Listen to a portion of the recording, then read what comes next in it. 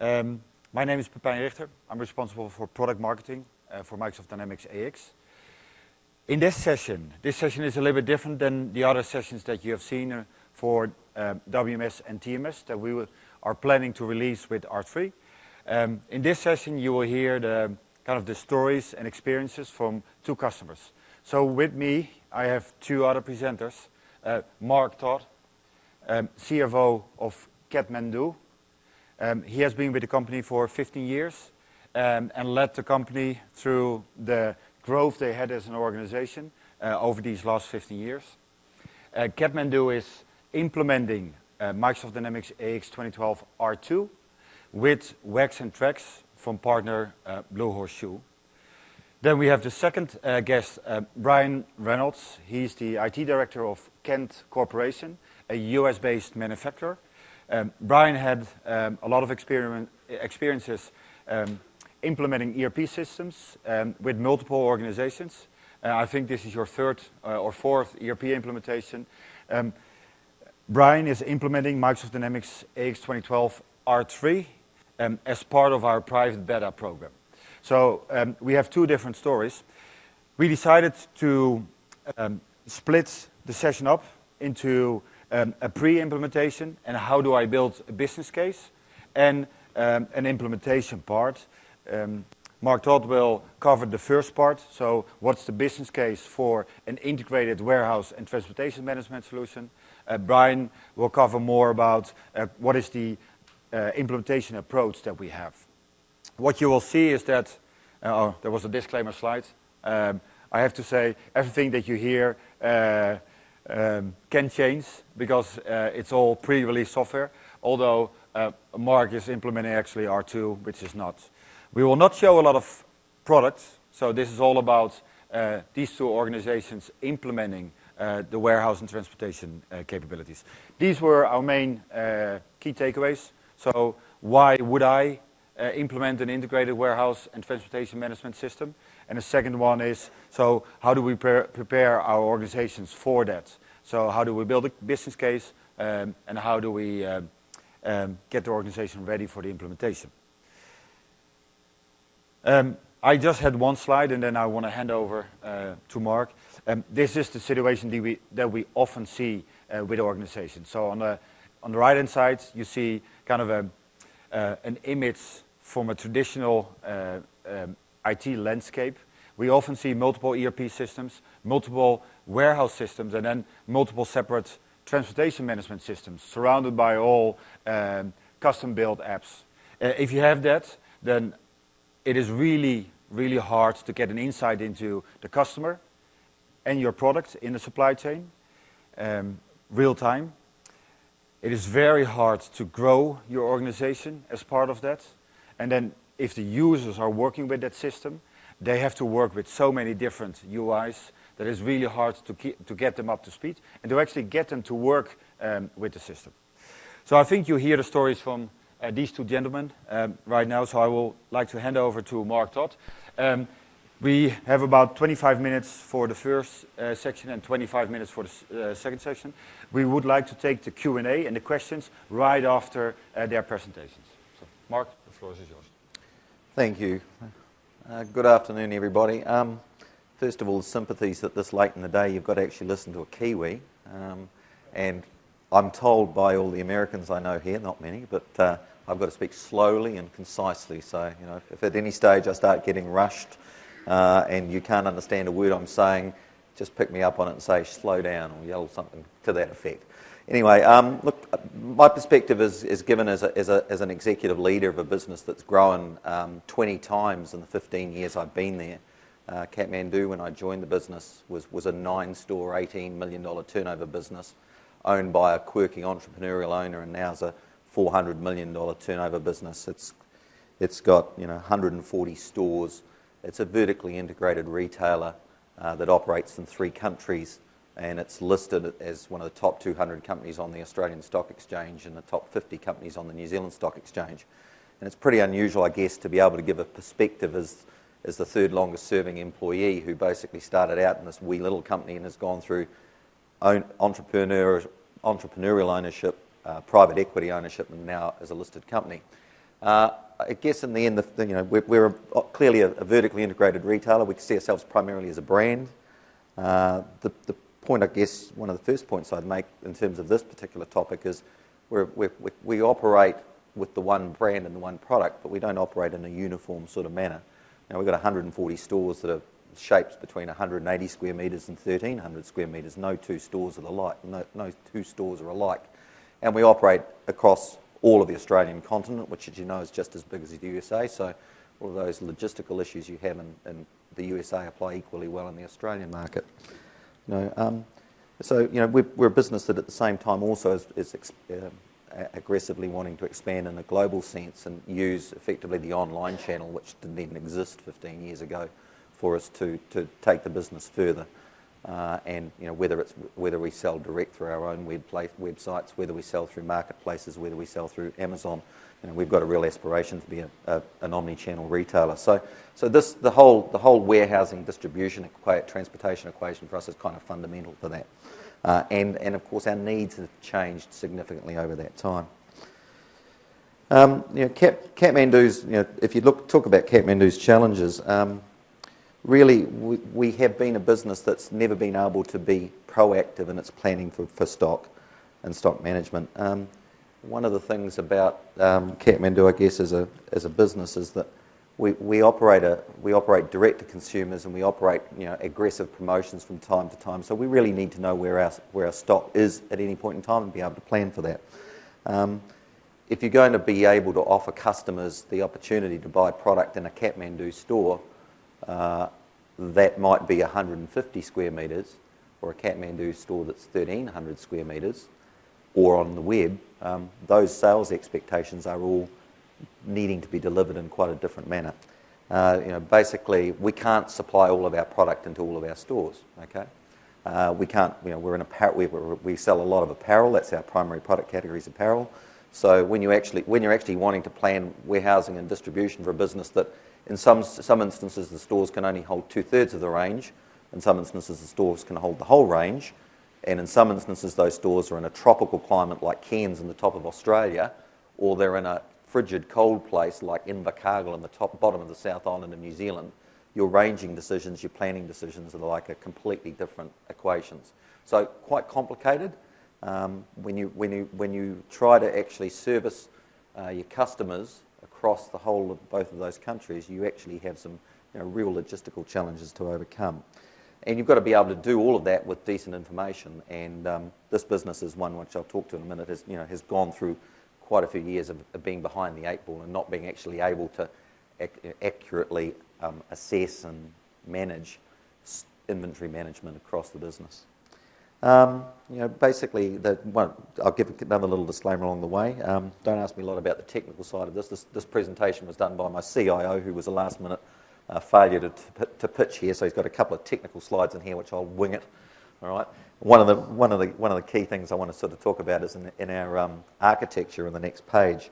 You'll see that basically we've been analysing the choices for us as a business who wants to use single system, as opposed to what you might loosely call in the Kathmandu sense previously best of breed. But we've never been a best of breed operator. And I can take some of the blame for that, because of course you're often constrained by financial constraints, resource constraints, capabilities in a business to deliver, and we haven't been able over time to basically get the right level of information into the business. And information from our perspective has been critical when it comes to areas like product planning, demand planning and forecasting. And yet when you've actually got a bit of a mishmash, as we've had in the past around multiple systems, what we've had to do is make do and have people operating our business in silos. A very common phrase many of you will hear, where individual people in the product team basically will be talking about one version of what the product portfolio looks like. The guys in the warehouse will be looking at it in a totally different sense. The finance guys will be measuring margin and performance in the business and aligning with the people in product and going, these two sets of numbers don't match. Our stock profile doesn't match. All those sorts of questions you get when you're running multiple systems within the one entity.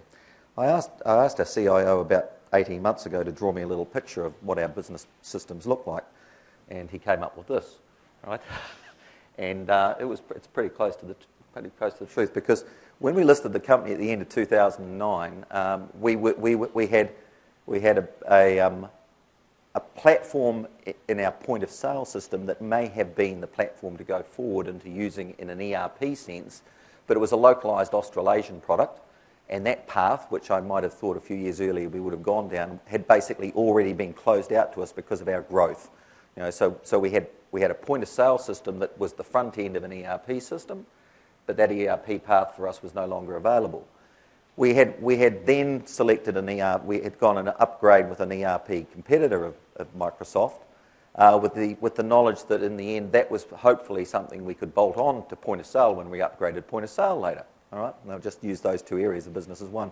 But that vendor kept aggregating other systems in together, and we lost confidence in where they were going to go as a solution for us. And really, I've heard it quoted in several other presentations by others, including a pool of CFOs this morning. We're all looking for one version of the truth. It's such a phrase, but it's an absolute fact. And you can't get one version of the truth when your infrastructure looks like that. And so what you've got to do, and this was our scenario we put to our new board of directors and owners in 2010, and said, we're going to have to extract ourselves out of this over time, and we won't be able to do this immediately. And we've gone through a decision-making process for 18 months or so, which says, how do we actually improve the business and get ourselves onto a single platform? And that platform for us is a business case that's really been based on the functions of the business. And I want to highlight that our decision-making here has been front-end loaded. And when I say front-end loaded, I mean customer-focused and what works for the customers and what works for the operators in the business. I've listened to some presentations where you can see the implementation has been driven by my role, being driven by my role, and the finance requirements come first, and the operators across the business have to deal with that second. Well, that hasn't been the approach in the Kathmandu space, because I come back to a little bit about the fact of our structure. As a retail vertical who deals direct with customers, we basically have been very focused on getting the solution that works for our customers first, then the people that service our customers, and then the guys at the back end, i.e. me, last. Okay, it's a really important point. When we talk about people's workloads in the business, we've been basically rolling out or going through a rollout of applications with the front end of the business first. Okay, and part of that, when we sort of say front end for us means the people who forecast the demand, the people that operate in our stores and sell product, the people who run our distribution facilities, and we've had to look at over time what has been the appropriate path for us from a technology platform perspective that will help us, and that's led us. I mean, particularly as a retailer, and I think, to be honest, a lot of people in this conference are probably wholesalers, distributors, manufacturers. You may have a slightly different slant, and you may have more options. But when you're a retailer who's looking for a customer-centric, direct-to-customer offer and needs to support a retail network, as I say, where basically the next point of contact is the customer direct, that has in our space and our decision-making been limited our choices in a positive way to some pretty obvious vendor choices, and that's probably why I'm standing up here today. Because even though we took quite a bit of time to come to those realizations, the traditional ERP choice, separated from a point-of-sale retail choice, is not a path that we wanted to take. We basically had already gone through years of integrating legacy systems together. The IT guys basically have sat up all night managing sales files and peak time of the years to get information from point of sale to go into the back end to create demand, to have the warehouse picking orders sitting there ready to operate the next morning. And as the business has grown, that has become more and more difficult. If you're doing flat file integrations overnight, you can only do it overnight. There's only X number of hours in the night, okay? And as your business grows and grows, the night doesn't get any wider, right? So you can imagine, those of you from the technical side, how difficult that gets over time when two warehouses sitting in Melbourne and Christchurch every morning are basically waiting for demand to be created so that they can pick out the orders, so they can get out the doors to all of the stores across the network by various stage points in the day, and eventually infrastructure doesn't cope. So, that whole, the business case need at the front end has driven a lot of this decision-making process. So we've obviously made this commitment to go with Dynamics. We're doing as I've said, we're doing our front-end solutions first, point-of-sale forecasting and planning, and we're in the space. We're starting in the space in terms of WMS implementation, and we'll come back into CRM later. And we made the R2 decision because, truthfully, we couldn't wait for R3. There's a whole lot of things obviously sitting in the R3 space for us. I hope, particularly in the mobility retail side, that are coming. But we've got to actually get ourselves up to speed because we've been behind the 8 ball for too long. From an IT perspective, as I've talked before, clearly the guys are wanting to improve integrations. They want to resolve master data issues, and the one version of the truth aspect has been pretty important to in that regard. The IT guys have always been the blockage. They've always been the blockage. It's not their fault. They're a really creative pool of people, but they haven't been able to deliver what they needed to in the timelines simply because of the platform they've been able to use. Basically, the business objectives I think are probably mainly talked to, but real-time stock availability is a real metric that a retailer has to have. If I use the example in the omni-channel world of the customer who will walk into our small store where we may have the style that they want, this shirt in a blue, but we may not have it in a black, what we want to be able to do as a retailer is say, that's fine. In the other store in Sydney, it's available to you there. We want you to either do one of three things. Either go down to that store, reserve it for you now, or we'll have it delivered from that store in Sydney to here and you can come back in and pick it up tomorrow, or where would you like, or we'll reserve it on the web and you can actually have it delivered to your home next day. All of those sort of functional requirements that are direct to customer, right, that's all about the world of omni-channel retailing. Nothing exciting relative to trucks and the like, I'm sorry, but transportation, but hell of an important from a stock management perspective and distribution capability. And all of those things at the same time help improve supply chain for us. I want to jump. I obviously pressed the button at one stage and jumped through the path. Oh, but Pepin, it's not on the slide. That's a shame. Why? Yeah, you've missed the slide that's the most important slide. Yeah. So anyway, can't talk to the slide because it's not there. I basically had a slide with the end-to-end presentation of how our architectural plan was under Dynamics, but unfortunately it's not up there. Hey? No, it's not, because the slide after the next one is Brian. So this is our last slide. So yeah. But I was going to talk for a few minutes about our vision for Dynamics, where our modules are, and talk about our various implementation partners and all of the there, but I can't easily picture it because it's not up on screen. Anyway, he might be able to find it at the end, and I'd like to come back to it. But regardless of that, for the time being, I'll just talk about the last parts. Yeah, there it is. There's two slides, actually. There's one there, and there's another one further up. Is there another one further up? That one. Thank you. That should have been straight after Best of Breed. So I've been winging it since then, so I haven't been doing too bad. Okay.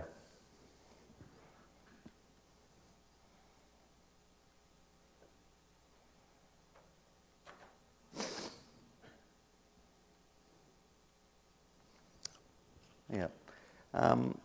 This is for you guys really a picture of what Kathmandu actually does.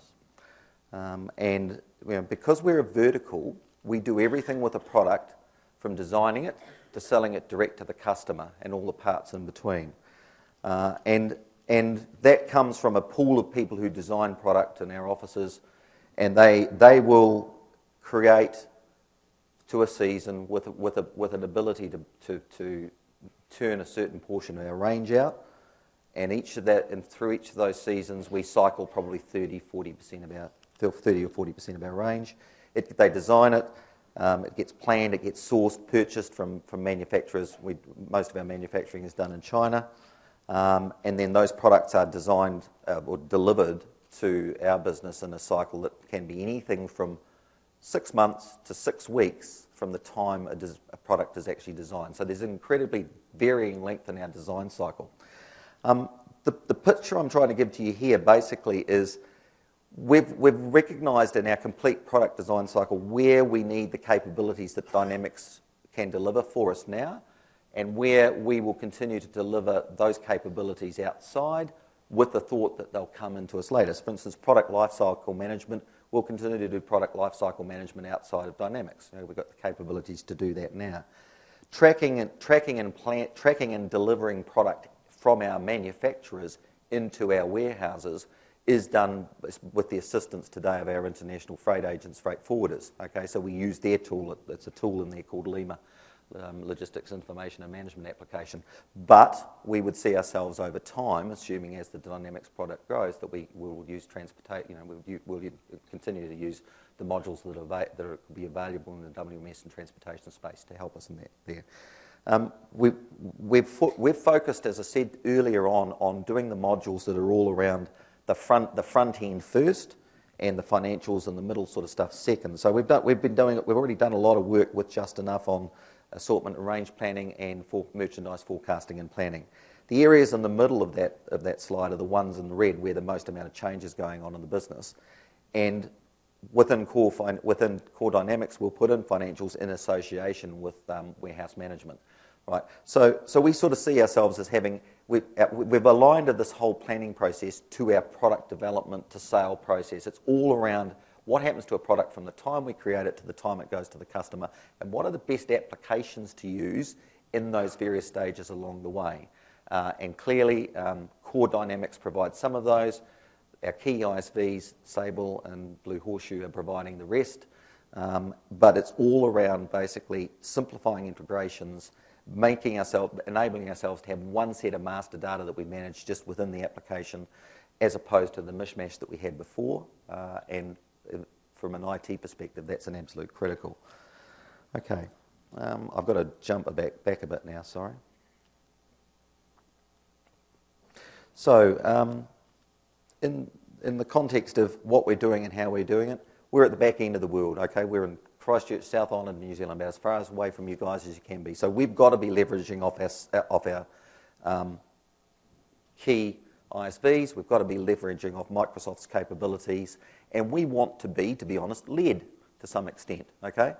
But where we actually see ourselves as leading others is an area like retail mobility, because we can see added value that we can add to Microsoft, and Microsoft can give a whole lot of advantages to us. So we really see this as a partnership right from the very beginning. This particular business, Kathmandu as a business, is a very successful, profitable retailer, and it reinvests a lot of money in its application year on year. So it's really, this sort of initiative is strongly supported by the key executives, myself being one of them. So the point about that is, for the guys who are actually trying to make this pitch, you've got to get a senior executive in your company to look at it big picture, not in their own little narrow area, and understand the whole of business opportunity that exists. Right? That's absolutely critical.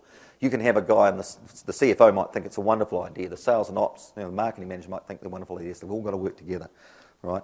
And it will be an area of significant change for us. But the business case to our board of directors was an absolute no-brainer when presented in unanimity by the CEO quietly, the CFO and the CIO vocally.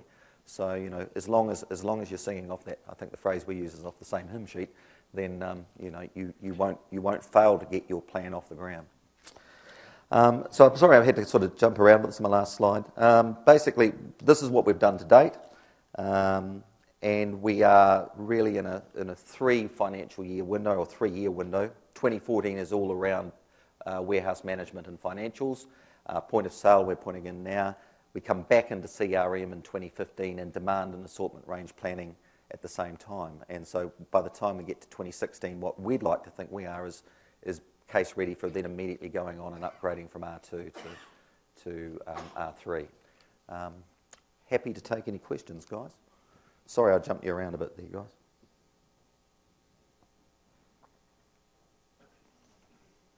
And obviously the Kiwi accent confused everybody. Good. All right. Thanks, people.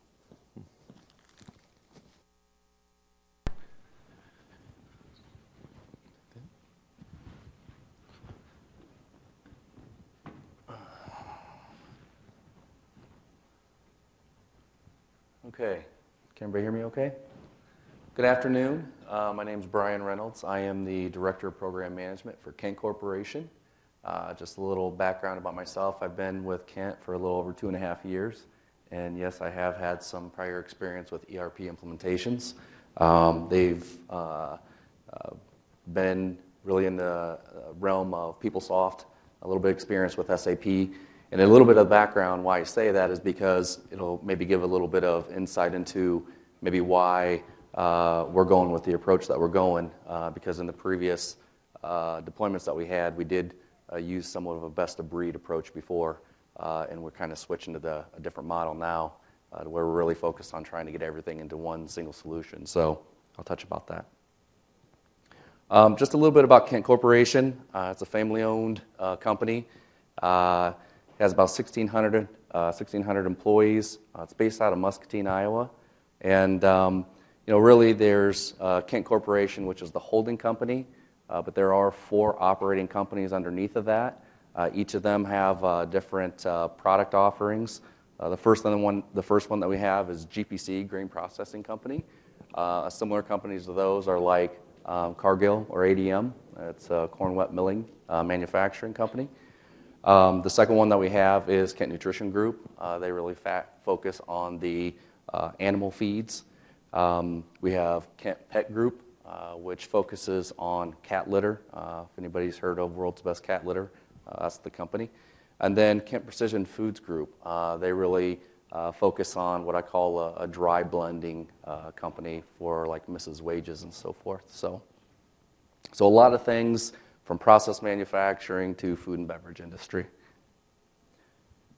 Just to touch on kind of the scope as far as what we're tackling on our implementation, we're really focusing on a true, I don't want to call it rip and replace, but we are trying to focus on implementing core business solutions even in our first phase. So our approach has been an enterprise design for all 4 operating companies, and it's a phased rollout to each one of those operating companies that I just discussed. So if you want to call it Big Bang, in a sense it is Big Bang. And the reason why we chose to do it that way is because from a legacy perspective, we had a lot of fractured data. A lot of the data that we had in legacy didn't mean the same thing in each operating company. We'd have different definitions of the data that we were using. So ultimately our goal when we wanted to do consolidated reporting, we weren't comparing apples to apples. And so by going with what we consider a full integrated solution, it was going to help us drive to that. So some of the big areas that we're talking about is primarily around manufacturing. So it's a lot of our transactional processing that we are focused on around our solutions. The piece that I'll be talking about later is R3. And so the decision why we made to go to R3 was really around the logistics and warehouse piece of those capabilities. But some of the areas that we didn't focus on, we did not focus on human resources. The only thing that we're doing for our implementation is employee master. We chose to wait for HR budget information. We're not including that into the scope of our implementation or anything around sales and marketing. I know there are some capabilities in R3, but we're not going to focus on those right away. Just from a graphical perspective, when I say Big Bang, we have around 173 applications that reside on our legacy environment. We have an AS400. Now that's across all 4 operating companies. What we're planning on doing is replacing 148 of those applications by the time that we're done through our implementation. So we'll have just a few residual applications that are remaining on the AS400 before we sunset that. But when we talk about total interfaces that we have, that we'll have left over, we're building basically around 17 interfaces to, I'll call them third-party applications that AX didn't meet from a requirement standpoint. So it's not too many.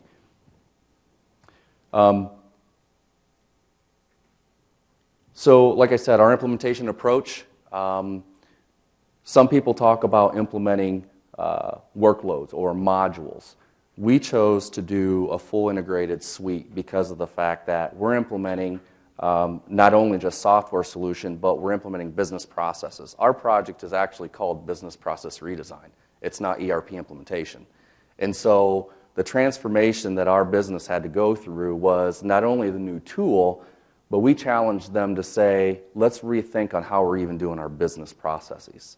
And that included several modules that were in AX. And so it's really focusing on your order to cash and procure to pay processes end to end and driving that visibility into, I have other responsibilities and how does my work affect people downstream. So that is the implementation approach that we did choose. Just from, I'll call this upgrades, but we had our project approved in roughly July of 2012. We went through the feasibility stage. When we selected Dynamics AX, we got approval to move forward. At that particular time in 2012, around July, AX 2012 was the available solution at that time.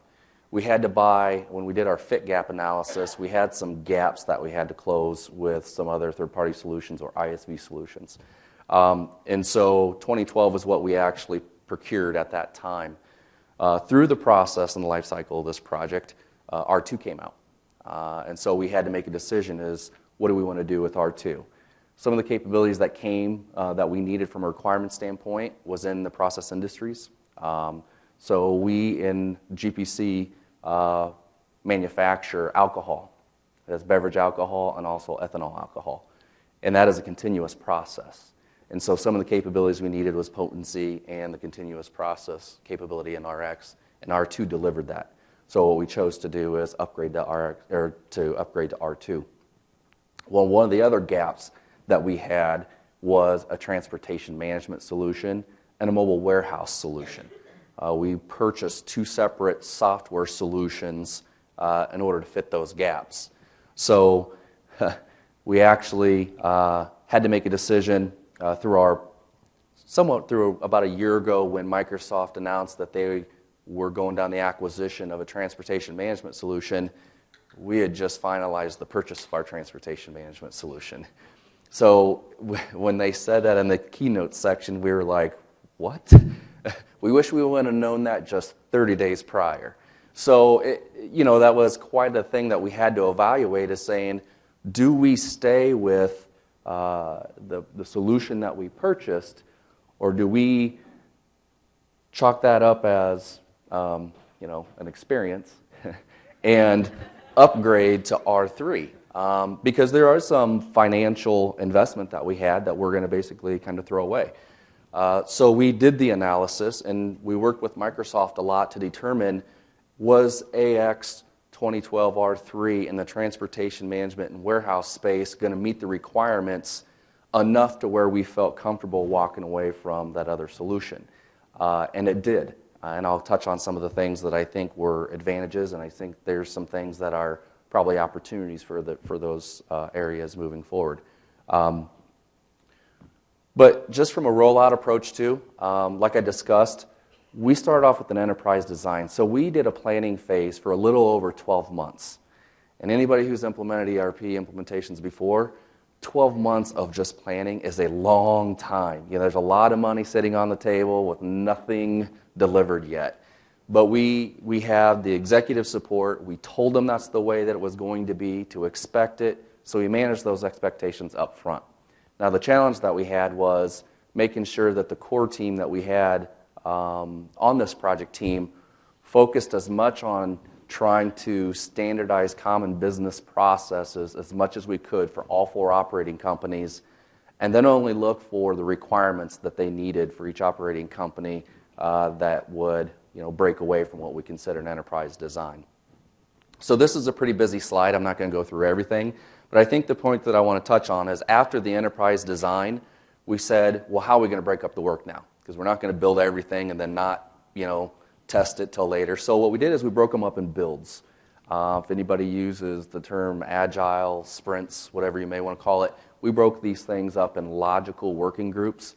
And the first ones we focused on were conversions. Conversions were probably the most complex for us because our data was just, we call it dirty. It was fractured. So we did a lot of cleanup in that. So basically the approach that we did is we broke up some of these things in builds, focused on our deployment sequence. So our first deployment that we have, you see the little red flag at the top. It's called KC and KPFG. That's for Kent Corporation, the holding company. And then we're also going to go live with Kent Precision Foods Group, which is the dry blending company, food and beverage. We felt that they were a really out-of-the-box good fit with AX 2012 without having to have a lot of customizations and interfaces. So we chose to start off with that operating company first. So basically all this graph is showing you is it's an enterprise design with really a phased rollout approach. And what we planned on doing was having around a 90-day stabilization before we cut over to the next operating company. Based off my experience, usually with the core team that we have, 90 days is usually an average stabilization period for the next operating company. The other thing that it does for us too, and the reason why it's a 10/1 go-live date for us, is it's the end of a fiscal year for us. So when you look at a cutover time frame, 10/1 was the most logical sense for us from a cutover perspective. In the lower left-hand corner, you look at functions. These are the main functions that we're actually going live with. We did do a common chart of accounts for all operating companies. So we are using the global address book. And so everything from a customer master, vendor master, and so forth is set up in the global master. And we release those to each operating company is how we set up. So from a technical perspective, we have one single instance of AX, and we have each one of these companies configured and set up on one instance is how we have this set up. And so just from a function standpoint, we have general ledger, accounts receivable, payables, procurement and sourcing, financial management and reporting, sales and marketing, supply chain, and so forth. So this is just a second piece of this. You see the blue bar. It's a build 3. What we plan on doing is having a parallel path and having a build 3 for the remaining interfaces and objects that need to be built before we consider GPC and K&G. So we're focusing on the first 2 operating companies and then finishing up some of the development work and doing some testing and then releasing the other 2. So from a benefits perspective, one of the big things for us on R3 that it gave us that the other solution in transportation didn't give us is it gives us the visibility to really have the insight into some of the sales orders and transfer orders and purchase orders and be able to have that visibility in one single solution. So for our transportation group, for our warehouse group, they can have that visibility sooner rather than later. It's a single solution that handles, I'm going to call it simple to complex warehouse configurations. We don't do a lot of what I call advanced warehouse management. We're not trying to optimize a lot of our warehouses. We're just simply trying to follow some industry best practices and really understand the inventory that we have. Now, the 2 pieces that I talked about simple is in AX you can set up waves that will you can have AX instruct a worker on how to move through the warehouse at an optimum level. We're gonna choose to start simple at first and do a simple pick and put away is all we're gonna do because it's so new to our organization that you can get very caught up into all the possibilities in AX and never go live. So the other thing is one source of the truth. All your master data is centrally managed and administered from there. So like I said, one of the big challenges we're going to have is having 4 operating companies and then managing that enterprise data holistically. So from a security perspective, from a change management perspective, it's something that we're going to have to manage moving forward. The thing that I mentioned before is it reduces the number of servers. So our footprint as far as infrastructure that we needed for another solution just got collapsed. So we don't have to have separate environments, separate solutions to manage, and the expense of that, we have our one single AX instance. Some of the other things is it simplifies the tasks for the warehouse workers, and then I'm talking about the mobile application. So if any of you have seen The demo on that mobile application is very simple to go through the screens. And so that really reduced, to me, from a training perspective, they don't have to go into AX. The ability to move reporting of inventory and warehouse activities, sales order visibility to transportation warehouse workers. And then probably one of the biggest ones is the ability to consolidate loads. One of our opportunities that we had on our business case was to reduce freight costs. Now, what does that mean from reduced freight costs? We don't do anything as far as opportunity. So, can you consolidate loads? Can you freight rate? Can you shop different rates? We don't do any of that capability today. And so what AX is going to give us the ability to do, I'll give you an example. Like from a sales order line, if you want to be able to split that sales order and say, hey, I want to make 2 separate loads, you can split that sales order and create 2 separate loads off that, which was not the way that the previous transportation management solution would handle it. It was a 1-for-1. So it gave us that flexibility. Let's see here. Limitations, from my perspective, what I see as the next step maybe for TMS and WMS is, since it's so new, there's not a lot of reporting or KPIs or dashboards. So if you're a transportation management solution, and I think one thing that I probably need to talk about as well is when we decided to go with the transportation management solution, we also identified transportation and procurement as a strategic move where we wanted to go to a shared service. So the other thing that this allowed us to do is to focus on some of the reporting that we would need as your shared service. People are going to want to know, what your benefit is to go into a shared service. So one thing it doesn't have out of the box is a lot of dashboards or KPIs, whereas other solutions may have some of those. One thing that we identified is integration points to PC Mile or PC Rail. So we have several modes that we leverage today, whether it's barge, rail, truckload, LTL. And so one thing that we wanted to do is integrate into a PC Mile or PC Rail. That doesn't come out of the box with AX today. So it's something that we're looking into as far as what that would entail. Another thing is for export, there is no integration points into, producing the right information to a software solution to do all your export documentation. So it doesn't exist today for that. Carrier claims are not supported, and I think the other thing is, there's no portal today. So if there's anything that you needed for a freight forwarder or anybody else, there's nothing as far as accessibility in that today. But for us, it wasn't a hard requirement for us. So our implementation team. So we had, when we started this project, one of the biggest things that we knew we were going to have is the executive support. And so we identified an executive sponsor who is the COO, and we have a bi-weekly executive steering committee meeting. And they really help us manage a lot of the strategic direction, the funding, and the project scope, because one of the good things with Dynamics AX is you get everything. The bad thing with AX is you get everything. So managing scope and expectations for the teams, they're saying, well, why not? It's free. We already paid for it. Well, no, it's it's much more complex than that. So so they help us kind of govern expectations as far as what we're going to do. From a project management administration standpoint, that's where I come in, kind of playing the program manager role on this project and really managing the deliverables timeline and the budget.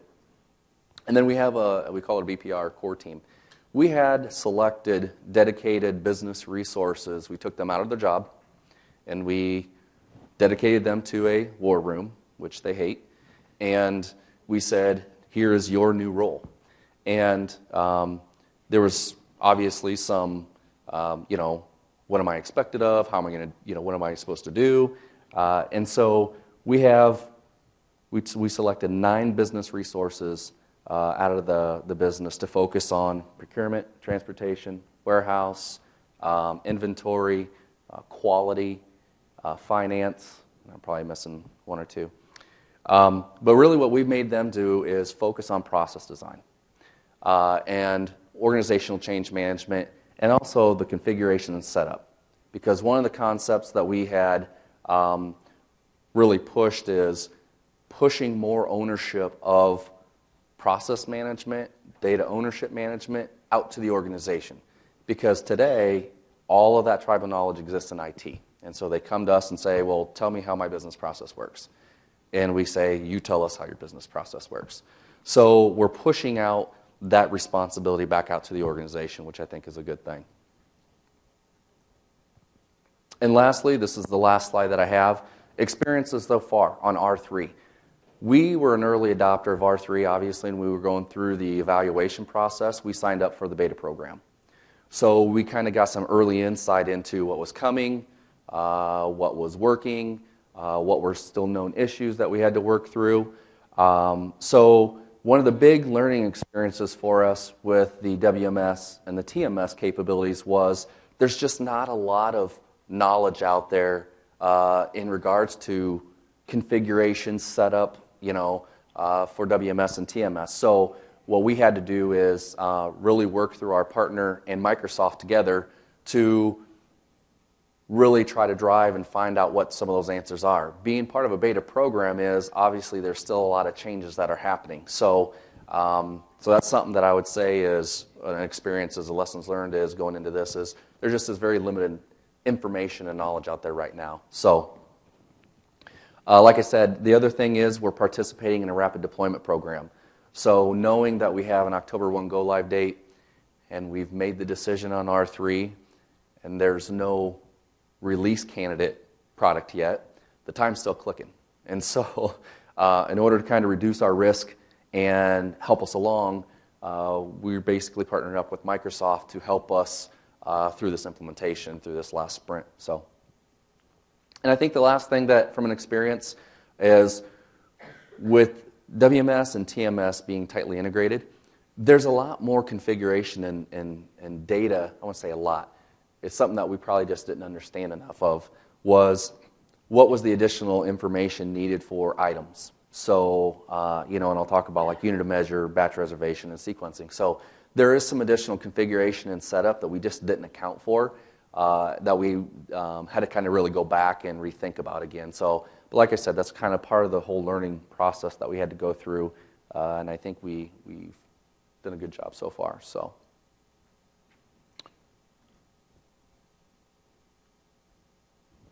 Is this yours? Okay. So I guess that's all I had. Any questions as far as our project, our implementation approach, and no? Okay. No questions? I know it's late, but I had a question for you. Okay. Because you were telling that you use the transportation management solution also to do shared services. Yes. Can you share a little bit about that? Yeah. So one of the things that we, from a shared services perspective, is we looked at how we're going to handle the dispatching of transportation for all of our locations. So the approach that we're doing is as we roll out each operating company, that operating company then becomes part of a shared service. So it's the shared service will kind of develop as we deploy the operating companies, if that makes sense. Because we're not doing shared services, we're kind of tying that into our implementation with AX. So as each company comes on, they'll be collapsed into the shared service for transportation. Okay. So any more questions? Procurement. Yeah. Outside of the shared services, so for Kent Corporation, there are some functions that reside in there. IT is a shared service, HR is a shared service, procurement's a shared service now, transportation's a shared service. Those two functions became a shared service during this project. They didn't exist before. It was a derivative from this project through the planning phase.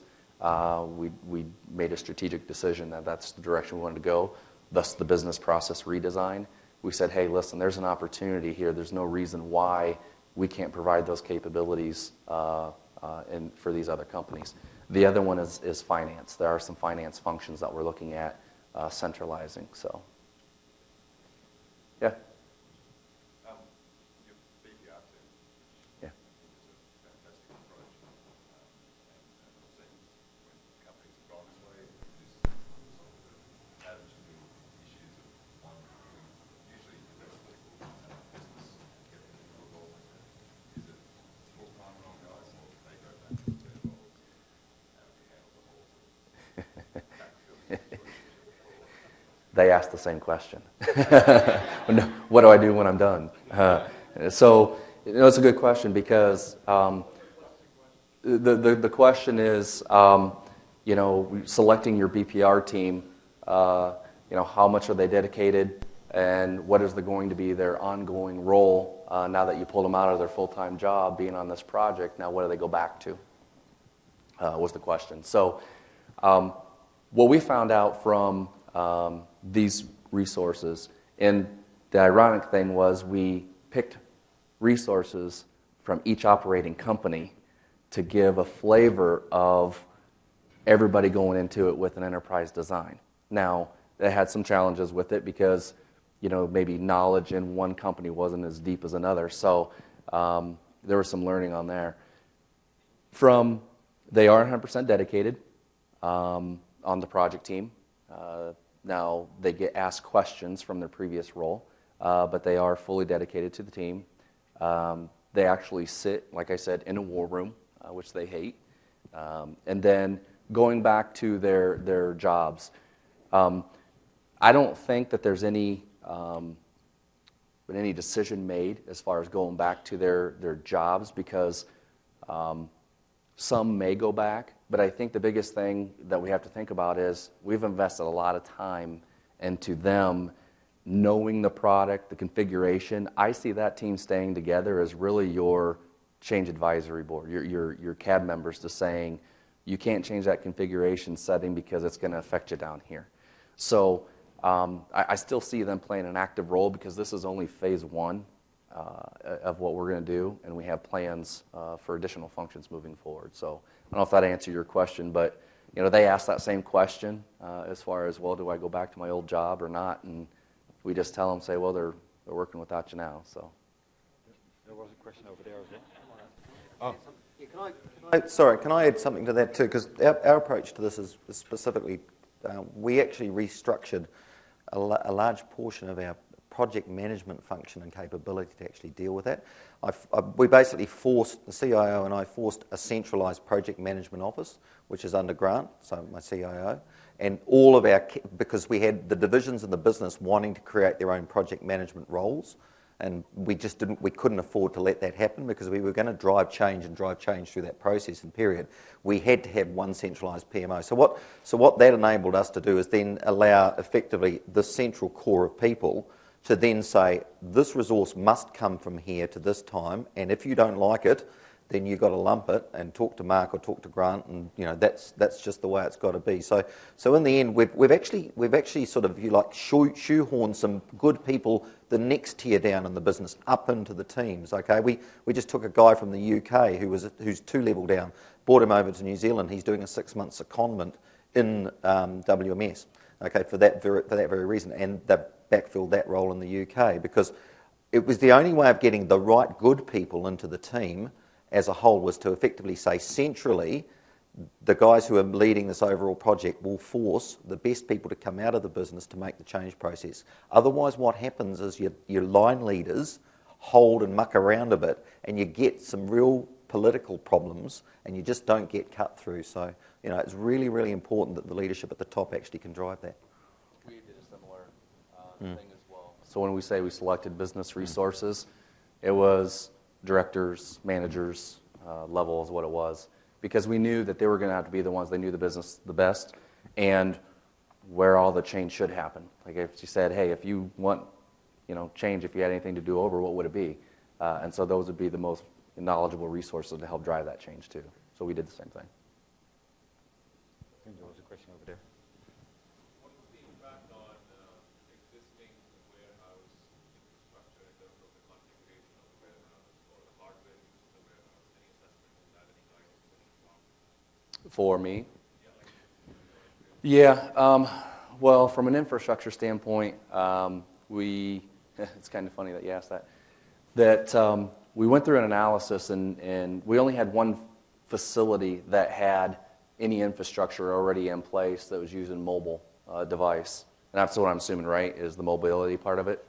And so it's already there existing using the Cisco gear that we leverage. The new warehouse with this in Bolingbrook, Illinois for Precision Foods doesn't have any infrastructure in it today. We're actually sizing that and actually going to put all that in prior to go live. So it's going to be all new. They did have some existing stuff in a warehouse that doesn't meet the requirements of what we need, so we're going to be replacing it. We've got an investment in handhelds and RF technology that we're probably going to have to throw away because we're bringing in automation in our Australian warehouse at the same time.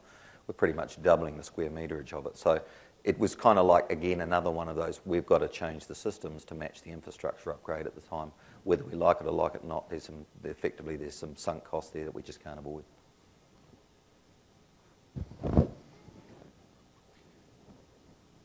Any more questions? There's one over there. So you mentioned about when you guys started funding, you guys started with the data. Yes. You guys have a lot of legacy dirty data. So can you share some experience or even tools that you guys have the collaboration? You must be some kind of collaboration with the IT business to find all, like, first time, all the data that you guys have, what's the conversion, what kind of rules that. That's correct, yeah. So what we chose to do is there's a tool that we were looking at prior was Atlas to do some of the data conversion to help us get the data into AX. At that time, before we purchased Atlas, Microsoft announced the DIXF tool that it was new, and we actually were an early adopter of that tool as well. So that's what we're actually using for our data conversion is DIXF. And what we do is the dedicated core team members in those areas, so like item master, we have the core team member who's working with the business to write all the data conversion rules within that tool. So we'll create a functional specification based off of those rules, and we hand that conversion off to a developer who writes the technical spec before they start coding that conversion in DIXF.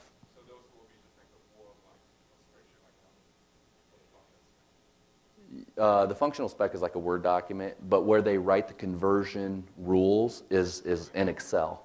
Excel is where they put the rules in there, and DIXF takes that, kind of runs the business rule, and then makes the change on the back end. Yeah? So you guys, you mentioned about that you have the business, drive the business process change. Mm-hmm. So when you guys introduce change, is that based on the experience, or you guys actually apply some of the best practices or some methodologies? Yeah, he asked, so with your core team members and driving change, are they the ones driving the change? Are they following best practice, or is it based off of experience? I would say it's a combination of both. Prior to, Kent, we implemented some business process changes. And one of the things fundamentally we said, vanilla out of the box. And so when we talk about best practice and business processes, we say, if a business process doesn't fit within the capability of AX, then should we rechange our business process to fit what's delivered out of AX? And so each one of the enhancements that we have identified had to go through a business justification. So that core team member had to come in. We had a cost analysis associated to it. It was given a complexity rating and an importance rating. So something that was a critical must-have. Business won't function if we don't do it. And there was a cost associated to it. And they had to bring that up through the executive steering committee to gain approval for each one of those. If your ISVs, in our case, of course, because we're not necessarily out of the box in some of these areas, if your ISVs can't bring to the table critiquing of best business processes in some of those areas and effectively working for your executives as being the champions to make sure your team members further down the line get to best business processes, then to some extent your ISVs aren't doing their job. So, we're very much reliant upon that at the same time. And that's what you've got to do things like reference sites and all that sort of stuff for too. Okay. With that, I had one thing is that there's a lot of questions about training and documentation. Documentation is coming out closer to general availability around May. The first training on demand will become available by the end of March. So I expect more training material for these modules. I would like to thank Mark and Brian for sharing their experiences. I hope it helps you build a business case and prepare your implementations. This was a little bit of a different session than the product-centric sessions, but I thought it was a really good idea, and I'm very thankful to the gentlemen up here on stage that they shared their experiences. So thank you very much.